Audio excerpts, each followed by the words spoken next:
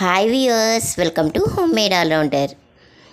మీకు తుమ్మి పూలు వాటి కంకెలు కట్ చేసిన తర్వాత పూలు బాగా పూస్తాయని చెప్పాను కదా. చూడండి ఎంత బాగా పూసాయో. కాకపోతే కంకెలు కోసిన తర్వాత 2-3 రోజులు పడుతుంది బాగా పూయడానికి.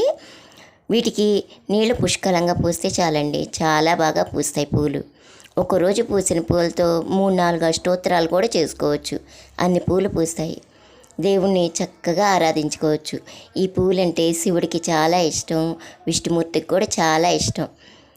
కొన్ని రకాల పూలు కొన్ని సీజన్స్ మాత్రమే పూస్తాయి, కానీ ఈ తుమ్మ పూలు అలా కాదండి.